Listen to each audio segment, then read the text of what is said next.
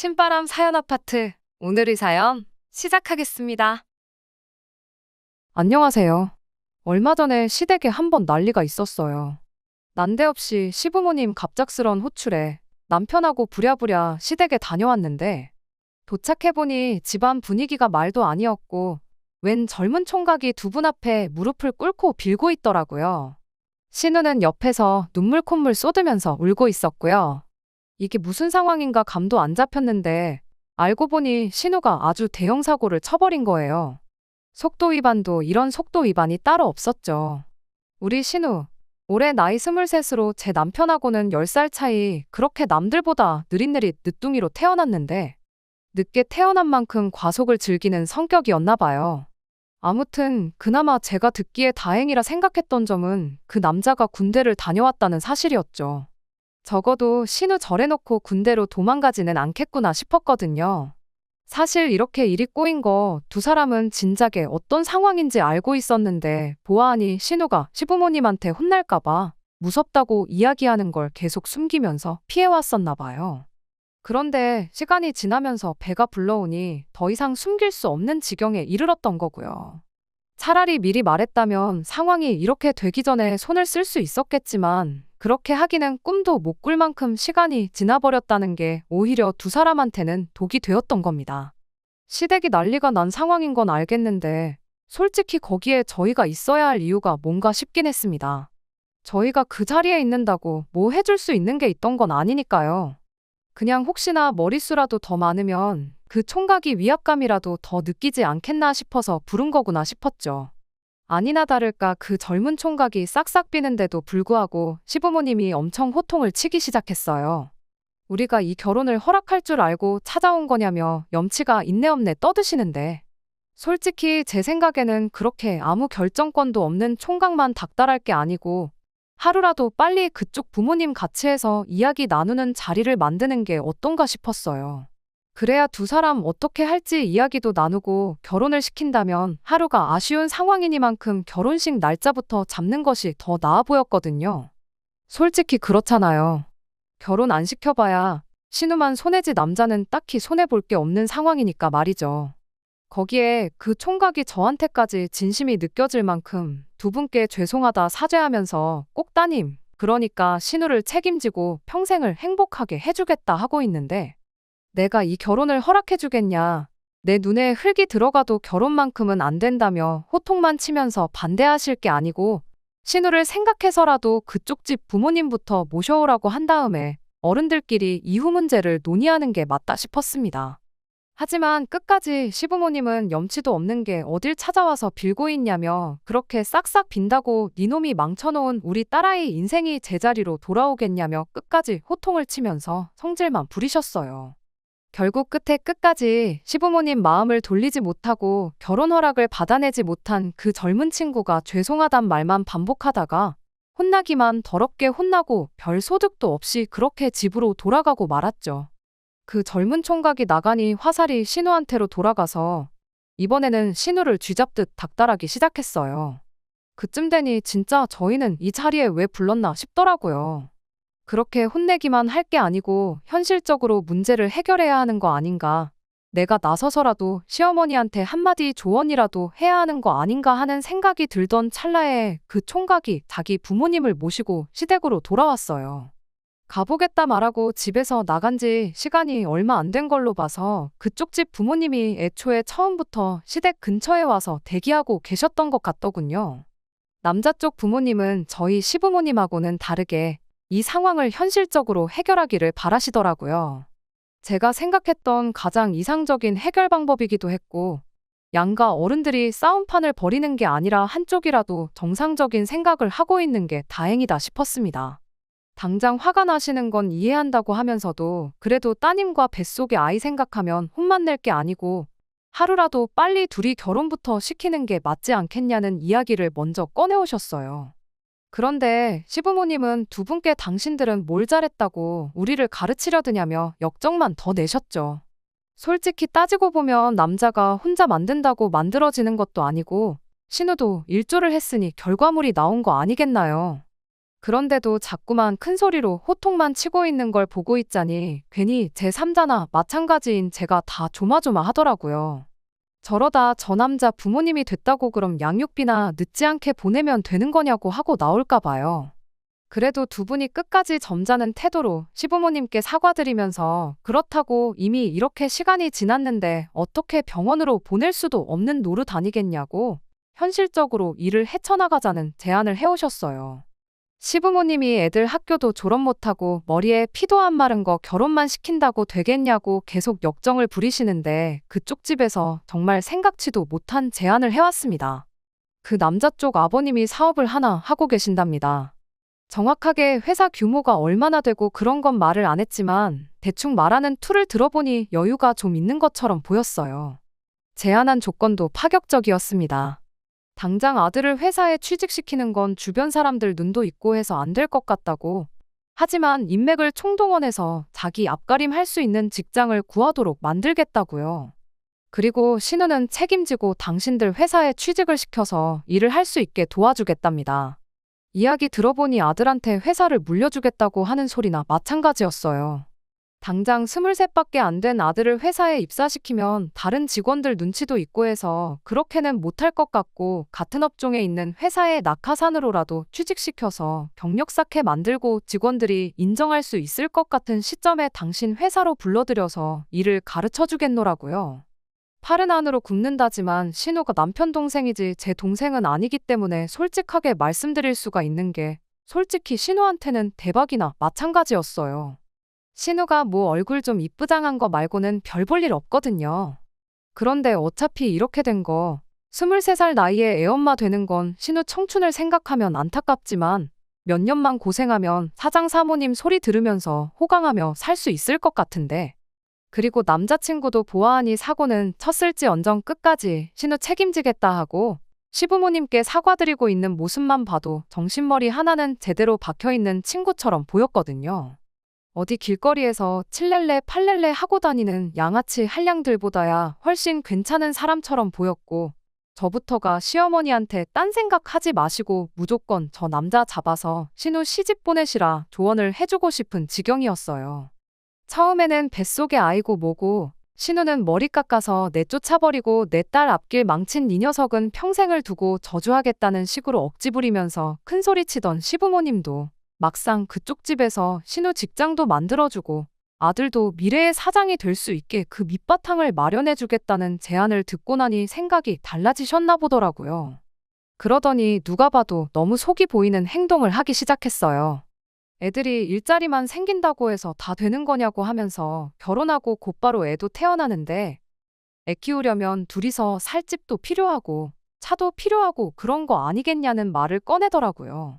시부모님 딴에는 최대한 태어날 아이를 위해서 그러는 것처럼 돌려 말한 것 같지만 그 또한 누가 들어도 보아하니 그쪽 집 돈 좀 있는 집 같은데 이왕 해주는 김에 집도 해주고 차도 해줄 거냐. 대놓고 물어보는 거나 마찬가지였습니다. 제가 다 얼굴이 화끈거릴 지경이었지요. 속이 뻔히 보이는 시어머니 질문에도 그분들은 끝까지 점잖은 말투로 다른 사람도 아니고 자식이리고 손주까지 걸려있는데 그런 건 당연한 거 아니겠냐 하시며며 밑도 끝도 없는 시부모님 억지를 다 받아줬어요. 이쯤 되니까 신우가 속도 위반으로 인생을 망친 게 아니고 인생 대역전을 했구나. 시부모님 위해서 로또를 뽑아왔구나 싶었습니다. 신우가 그동안 하고 다니는 행실을 봐선 꼭 저 남자가 아니라도 언젠가 같은 이유로 다른 사람이 와서 똑같은 장면을 보여주고 있었을 수도 있겠다 싶었거든요. 그런데 어떻게 운이 좋게도 책임감 있고 거기에 든든한 부모님까지 있는 사람이 당첨됐구나 그런 생각이었어요. 아무튼 그날은 그렇게 마지막에 가서 극적으로 이야기가 좋게 마무리가 되었습니다. 그 집 식구들이 돌아가고 나서 직전까지 있던 소란은 온데간데없고 한 5분 정도 집이 조용했어요. 불과 몇 분 전까지만 해도 신우 보고 정신 나갔냐 머리 빡빡 밀어서 집에서 쫓아내버리겠다 하던 시어머니가 신우한테 넌지시 묻더군요. 그래서 그 집에 돈이 좀 있는 건 진짜냐고요. 대놓고 물어보는 시어머니도 대단했지만 돌아온 신우의 답 또한 대단했습니다. 잘 모르겠대요. 그냥 친구들하고 술 먹다가 합석해서 처음 알게 된 사람이고 그 후로 서너 번 만난 게 전부였대요. 저도 아직 제 나이가 30대 중반이긴 하지만 저 스스로 제 자신이 요즘 젊은 사람이라고 나름 열려있는 사람이라고 생각했는데 이런 데서 진짜 요즘 젊은 사람들과 저 사이의 세대 차이를 느끼게 될 줄은 생각도 못했습니다. 아무튼 그동안 몇 번 만나면서 돈 씀씀이 보면 아예 없지는 않은 것 같은데 확실히는 모르겠다는 게 신우의 대답이었어요. 그런데 난데없이 시어머니의 화살이 뜬금없이 불려온 저한테로 돌아오더라고요. 한다는 소리가 사업한다는 사람 말을 도통 믿을 수가 있어야지 하면서 저를 흘긋 쳐다보는 겁니다. 그 순간 저도 할 말은 많았지만 그냥 아무 말 않고 넘어갔어요. 어차피 더 떨어질 정도 없는 시어머니였는데 그마저도 사라질까 봐서 그냥 한 귀로 듣고 한 귀로 흘렸습니다. 시어머니가 사업하는 사람 말을 믿을 수 없다는 말을 꺼낸 게 저희 친정 부모님을 두고 말한 거나 마찬가지였거든요. 저희 부모님이 인테리어 관련 사업을 하셨었어요.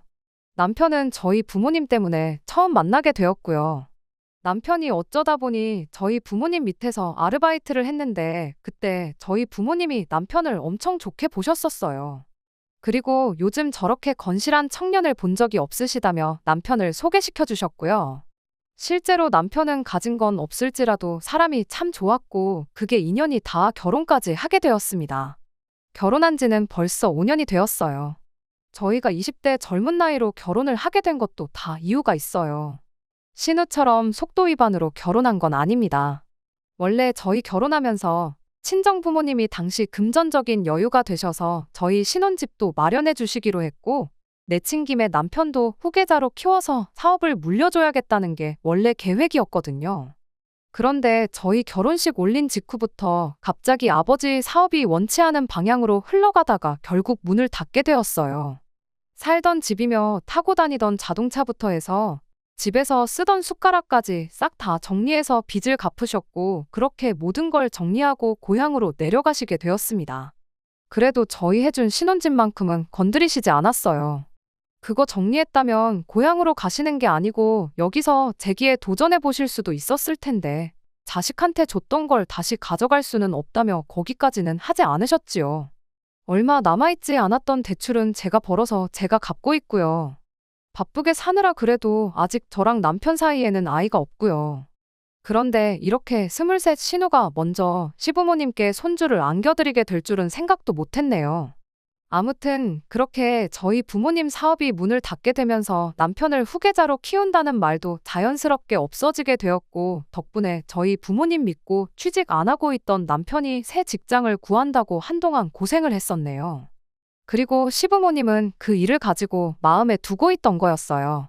사업하는 사람 말을 못 믿겠네 하면서 저를 쳐다보신 게 직접 언급은 하지 않아도 저희 부모님을 두고 이야기를 하는 거나 마찬가지였죠. 뭐 시어머니가 저러는 게 하루 이틀 일도 아니고 이젠 익숙해서 짜증도 안 나요. 쥐뿔도 없는 남편하고 결혼해서 신혼집 마련할 때 아무 걱정도 안 될 만큼 해줬으면 충분히 할 만큼 이상을 했다고 생각하는데 시어머니 딴에는 쥐뿔도 없는 아들이 세상에서 제일 잘난 아들이고 저희 집에서 그 잘난 아들 데려가기 위해 공수표를 날렸구나 생각하시는 거겠죠. 솔직히 남편한테도 실망을 많이 했어요. 시어머니가 대놓고 저러는 게 한두 번이 아닌데 어떻게 중간 역할 한 번 해준 적이 없거든요. 아무튼 중요한 건 이게 아니라 신우의 이야기니 저희 집 이야기는 여기까지만 하겠습니다. 아무튼 마지막에 가서는 시어머니 때문에 기분이 좀 상하긴 했지만 밑도 끝도 없이 시어머니 호출에 끌려와서 그냥 재미있는 아침 막장 드라마 한 편을 생중계로 봤구나 싶은 심정이었거든요. 그날은 물론이고 그 이후에도 이 신우이 주연의 막장 드라마 한 편이 제 인생에 그 어떤 영향을 끼칠 거라고 생각해 본 적은 단 한순간도 없었어요. 문제는 역시나 시어머니 때문에 시작되었습니다. 그 이후로 저랑 남편은 따로 참석을 안 해서 몰랐는데 이후로 나름 상견례도 하고 본격적으로 결혼 준비가 시작되었나 보더라고요. 신우가 배가 조금 많이 불러있던 상황이었던 것만큼 신우도 그렇고 그쪽 집도 그렇고 하루라도 빨리 서둘러서 결혼식을 올리고 싶었나 봐요. 신우도 하루라도 날씬하고 이쁠 때 결혼하고 싶을 테고 그쪽 집도 아들이 23 나이로 장가가는 게 속도 위반 때문이다 대놓고 광고하고 싶지 않았던 것 같고요. 그리고 그날 이야기 나눈 대로 신우는 정말 몸만 가면 되는 상황이었다 보니 그쪽 집에서 집이며 차며 해주기로 약속했던 것들을 알아서 준비를 했는가 보고요.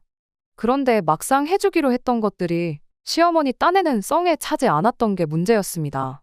신우가 비록 생각은 없을지언정 시어머니처럼 욕심이 많은 사람은 아니었어요. 집이니 차니 그런 것도 잘 몰랐고요. 보아하니 신우는 해주는 것에 대해서 아무 불만이 없어 보였는데 그날 이야기가 쉽게 풀렸던 만큼 시어머니 딴에는 조금 더 푸시하면 원하는 대로 다 받아낼 수 있다고 생각을 했나 봅니다. 그쪽 집을 사돈이 아니라 무슨 금나와라 뚝딱하면 나오는 도깨비 방망이쯤으로 여겼던 거죠. 그러니 그쪽에서 미리 구해준 시세 3억 정도 하는 경기권 아파트도 마음에 안 들었고 3천만 원 하는 국산 중형차도 마음에 안 들었던 겁니다. 그렇게 며칠 전 시어머니가 또 난데없이 저희를 호출해 왔어요. 신우 결혼 때문에 저희들 도움이 필요하다고 하는데 보아하니 또 머릿수 채우는데 필요해서 우리를 부르시는구나 싶었습니다. 그때는 그저 우리 시어머니가 또 무슨 재미난 막장 드라마 한 편을 구경시켜 주시려나 싶었어요. 실제로 그 자리에서 그 과정 자체는 정말 구경하는 맛이 있었고요. 시댁에 도착하니 아직 그쪽 집 사람들은 도착을 안 한 상황이었습니다. 역시나 시어머니, 머릿수 때문에 저희를 부르셨던 거였지요. 무슨 이야기가 나오건 간에 우리한테 유리한 쪽으로 이야기하고 중간중간 추임새도 한 번씩 잘 넣어달라고 부탁을 하더라고요. 그리고 이번에는 나름 그쪽 집 식구들 오기 전에 저희한테 먼저 어떻게 하는 게 좋을지 조언도 구하셨어요. 조언이라고 해봐야 저한테는 아무것도 묻지 않았고 남편한테 하나 물어본 게 다긴 했지만요. 질문은 요즘 차가 어딨게 좋냐는 질문이었습니다. 국산 중형차는 요즘 개나 소나 다 타고 다니는 건데 폼이 안 나지 않겠느냐. 그리고 어쩌다 우리가 빌려 탈 수도 있을 텐데 요즘 폼나고 좋은 차가 뭐 있는지 좀 알려달라 남편한테 물으시더라고요. 남편은 그런 시어머니 질문에 몇 년 전부터 자기가 타고 싶어 하던 국산 프리미엄 대형차 이름을 댔어요. 그러더니 시어머니한테 혹시 나도 가끔 빌려 탈 수 있겠느냐 묻길래 제가 남편 허벅지 한번 꼬집고 주책 좀 부리지 말라고 한마디 했죠. 시어머니는 그래도 1억은 넘는 차를 타고 다녀야 남들한테 자랑도 좀 하고 그러지 않겠냐며 외제차 좋은 거 알고 있는 거 없냐고 또 물으시더라고요. 남편은 기어이 그 차를 빌려서라도 한번 타고 싶은 생각이었는지 외제차 이름을 대는 대신에 그 차의 장점에 대해서 열변을 토했습니다. 그 차가 요즘 젊은 사람 어른들 두루두루 다 선호하는 차고 옵션 이것저것 다 넣으면 1억 정도 할 거다 하면서 말이죠. 1억은 넘는다는 말에 시어머니가 만족했는지 그럼 차는 그 정도로 하면 되겠다고 한마디 하시곤 이어서 신우한테 질문을 하셨어요. 얼마 전 계약했다는 그 집은 가봤냐고요.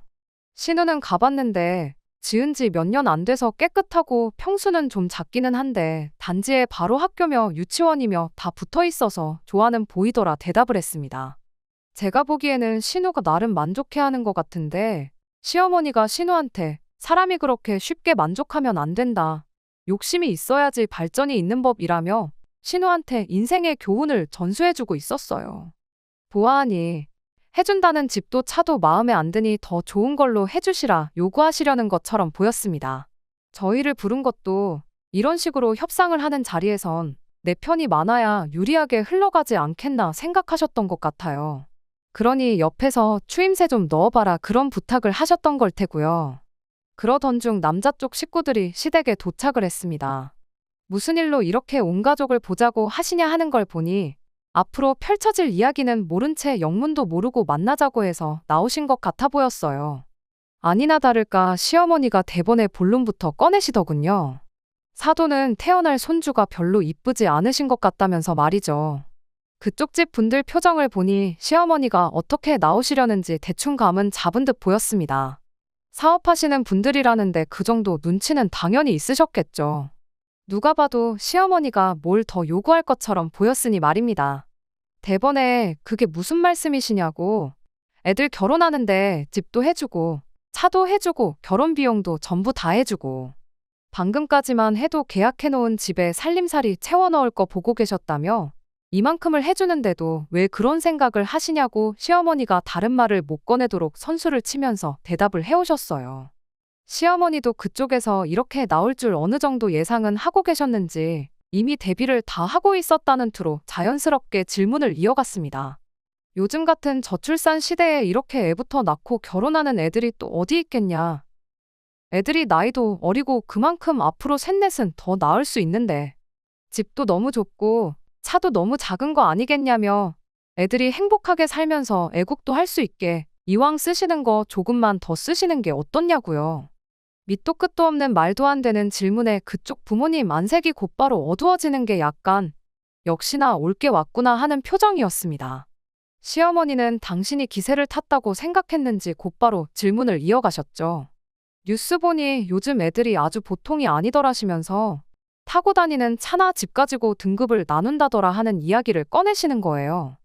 대놓고 말은 안 했지만 꺼낸 말 전부 집도 큰 집으로 다시 구해주고 차도 더 좋은 걸로 바꿔달라는 소리나 마찬가지였죠. 그쪽 집에선 애들이 사는 집 가지고 등급 나누고 하는 거 진짜로 그러는지는 모르겠지만 아직 아이가 태어나지도 않았는데 갓난쟁이들이 그러진 않을 거 아니냐시며 못해도 초등학교 고학년은 돼야 그런 거 인지하고 그럴 것 같은데 그날이 올 때까진 아직 10년도 더 남았으니 애들이 자력으로 노력해서 좋은 집, 좋은 차 사면 되는 거 아니겠냐고 처음부터 전부 다 해주는 게 아니라 그만큼 성공할 수 있게 앞에서 끌어주고 뒤에서 밀어주는 게 우리 역할 아니겠냐고 한마디 하시더군요. 그리고 요즘 이만큼이나 부모 지원받고 결혼하는 애들도 많지 않을 거다시면서 시어머니의 제안을 정중하게 돌려서 거절하셨어요. 저는 당연히 거절당하는 게 정상이다 생각했는데 시어머니는 설마 그렇게 고분고분하던 사람들이 이렇게 나올 줄은 몰랐다는 반응이었습니다.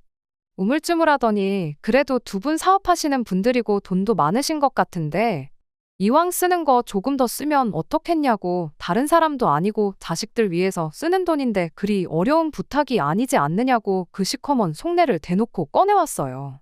그게 다가 아니라 마지막에 가서는 애 키울 땐 시댁보다는 친정손을 빌리는 게 보통 아니겠냐며 경기도는 너무 먼 것 같으니 당신이 오며 가며 하기 편하게 강남 쪽으로 집을 구해주시라 그렇게 한마디 하는 겁니다. 솔직히 편들어 주러 갔던 자리긴 하지만 누가 봐도 구걸에 가까운 우리 시어머니 노골적인 질문에 제 얼굴이 다 화끈거릴 정도였습니다.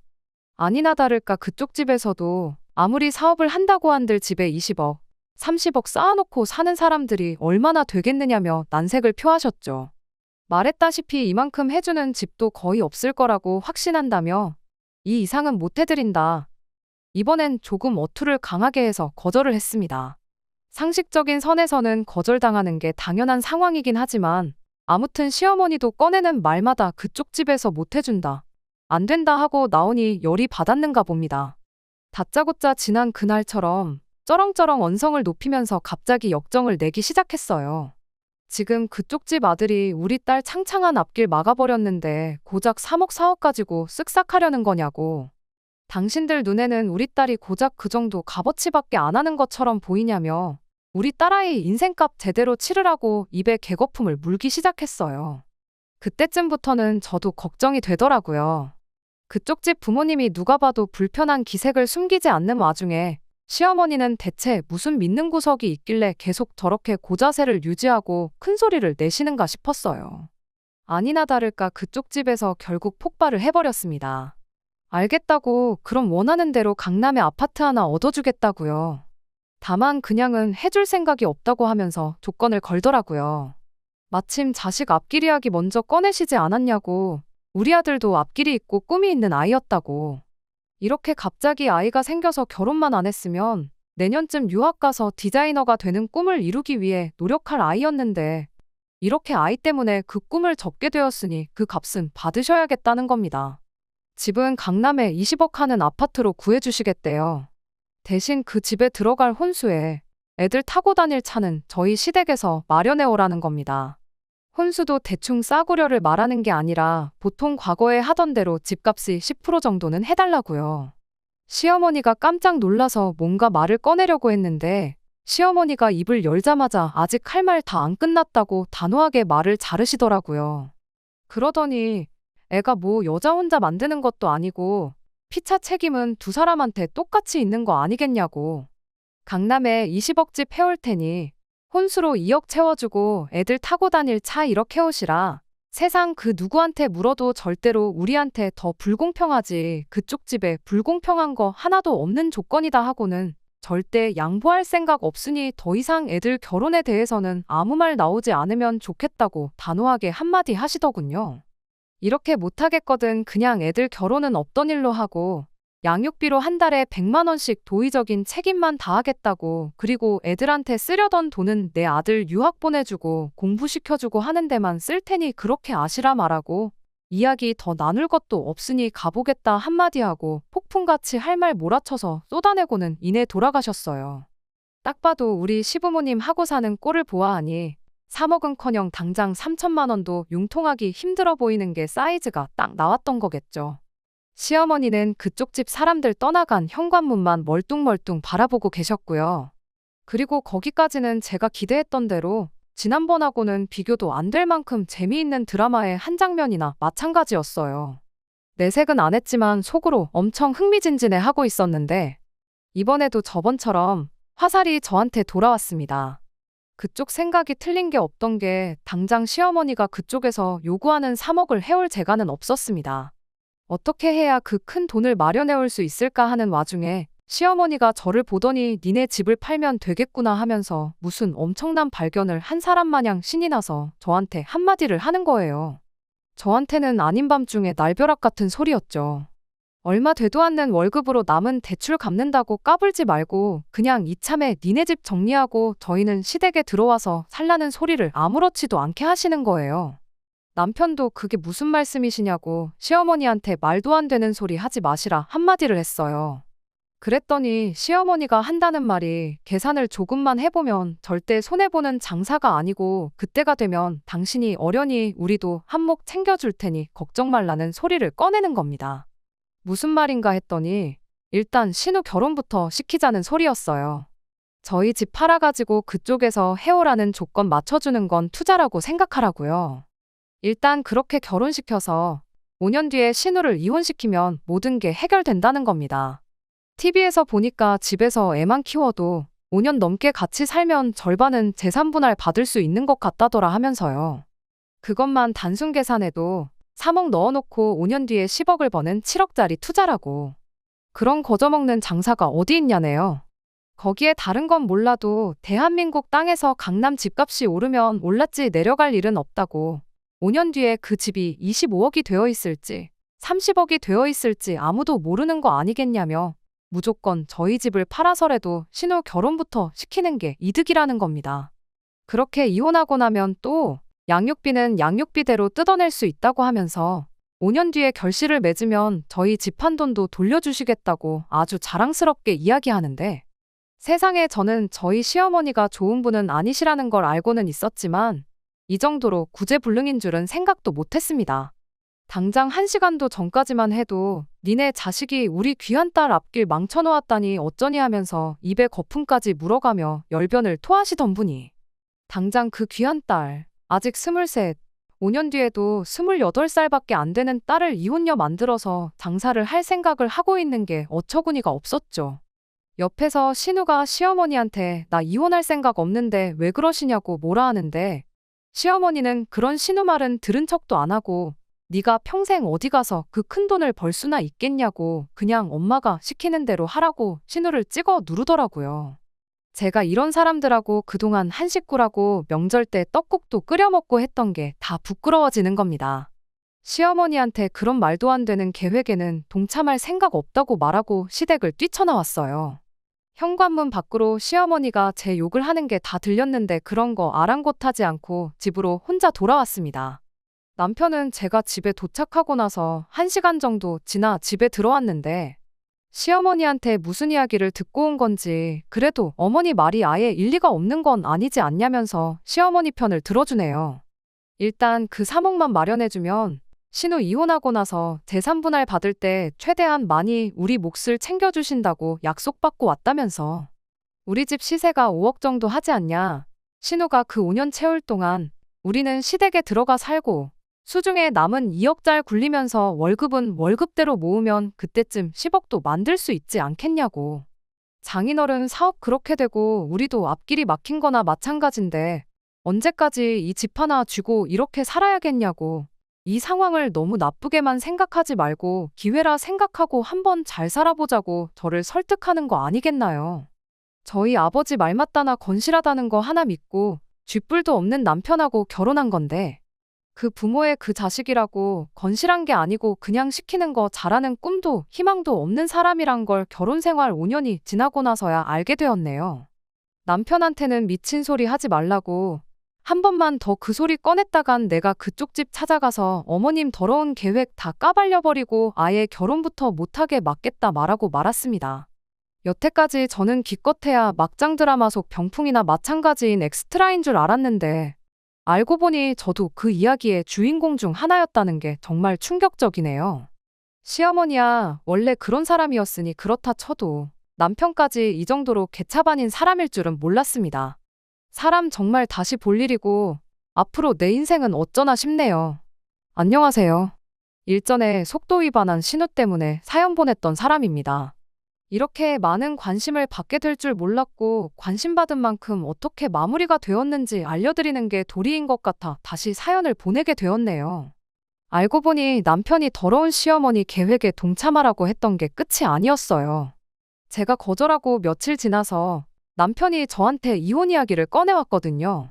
시어머니 이론에 의하면 저희도 결혼 생활 5년 했으니 암만 남편이 저희 집에 땡전 한 푼 안 보탰어도 재산 분할 절반 받아갈 수 있다는 생각이었나 봐요.